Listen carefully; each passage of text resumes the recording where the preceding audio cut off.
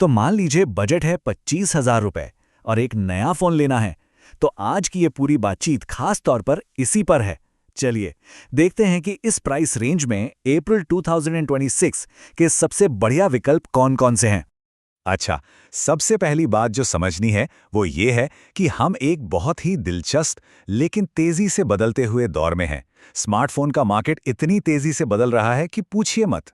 जो फोन आज एक कमाल की डील लग रहा है ना, हो सकता है 1 महीने बाद वो उतना अच्छा ना लगे। और यही समझ लीजिए आज का सबसे बड़ा नियम है। आमतौर पर लोग कहते हैं कि अरे सेल्स का इंतजार करो, ऑफर्स आएंगे, लेकिन अभी माहौल बिल्कुल उल्टा है। अगर कोई अच्छा फोन अच्छी कीमत पर मिल रहा है तो उसे तुरंत उठा लेना ही सबसे सही फैसला होगा। हाँ बिल्कुल, हर हफ्ते या तो फ़ोन के दाम बढ़ रहे हैं या जो अच्छे वैल्यू फॉर मनी फ़ोन हैं वो मार्केट से गायब हो रहे हैं, तो टालने का तो सवाल ही नहीं उठता। जो करना है अभी करना है, यही बेस्ट टाइम है। तो अब सबसे बड़ा सवाल ये उठता है कि भाई इतने सारे फोन्स में से चुने तो चुने कैसे? इसका जवाब हमारी अपनी ज़रूरत में ही छिपा है। ये बात तो दिमाग में बिठा लेनी चाहिए।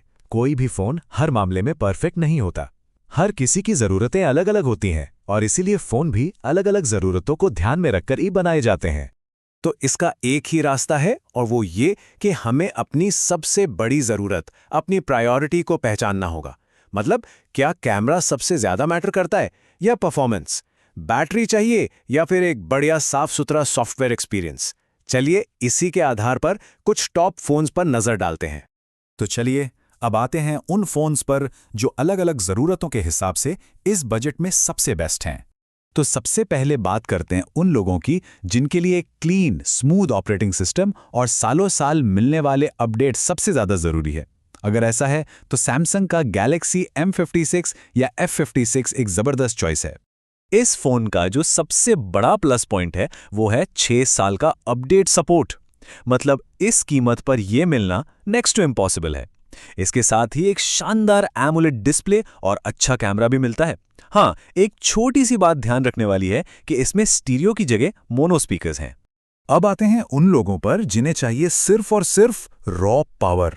मतलब गेमिंग करनी हो या हैवी मल्टीटास्किंग, परफॉर्मेंस ही सब कुछ है।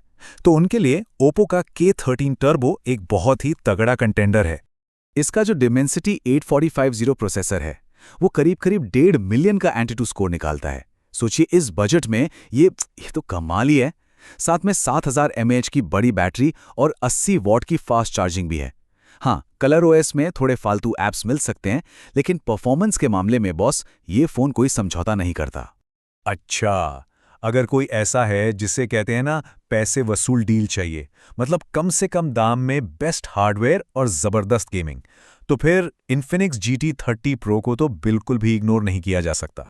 सोचिए जरा, 24,000 से भी कम में 256 GB स्टोरेज, 1.5K रेजोल्यूशन वाला 144 हर्ट्ज का एमोलेड डिस्प्ले और BGMI को 120 FPS पर चलाने की ताकत। सही में ये पैकेज तो एकदम वैल्यू फॉर मनी है। और सबसे अच्छी बात क्या है, इन्फिनिक्स ने अपने यूआई को भी अब काफ़ी सुधार लिया है, काफ़ी क्लीन हो गया है।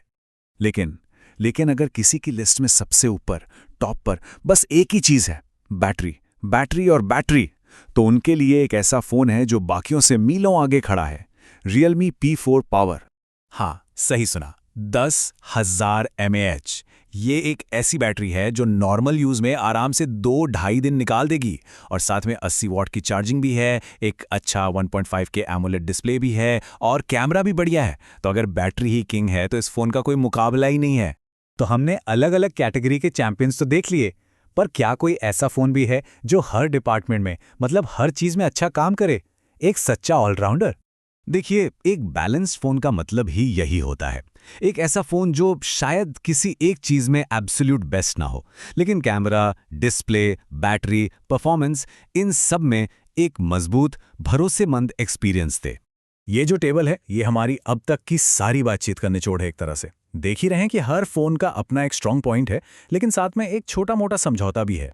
पर इस लिस्ट में एक ऐसा फोन है जिसमें ये समझौते सबसे कम हैं। और वो फ़ोन है Moto Edge 70 Fusion।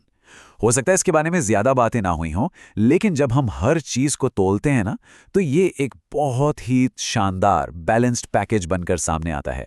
इसमें मिलता है एक टॉप क्वालिटी 1.5K 144 हर्ट्ज का डिस्प्ले, एक बहुत ही capable camera system, stereo speakers भी हैं और इतने पतले डिज़ाइन के बाद भी इसमें 7000 mAh की बड़ी बैटरी डाली गई है। परफॉर्मेंस भी सॉलिड है, मतलब ये फ़ोन सही मायनों में एक ऑलराउंडर है। ठीक है, तो फ़ोन फाइनल करने से पहले कुछ आखिरी पर बहुत ज़रूरी बातें। देखिए, ये जो फ़ोन है ये ज़्यादातर ऑनलाइन ही मिलते हैं, लेकिन अगर कोई ऑफलाइन मार्केट जा रहा है तो एक काम ज़रूर करें। जो भी फ़ोन पसंद आया है उसके स्पेक्स का एक स्क्रीनशॉट ले लें। दुकान पर जाकर वो दिखाएं और साफ साफ बोलें कि भाई 25,000 के बजट में कम से कम ये स्पेसिफिकेशंस तो चाहिए ही चाहिए, इससे कम पर बिल्कुल राज़ी मत होना। और आखिर में बस एक सवाल, इस मार्केट में जो हर हफ्ते बदल रहा है, सबसे अच्छा फ़ोन कौन सा है? वो जिसमें कागज़ पर सबसे तगड़े स्पेक्स हैं, या वो जो खरीदने वाले के लिए आज अभी एकदम सही है?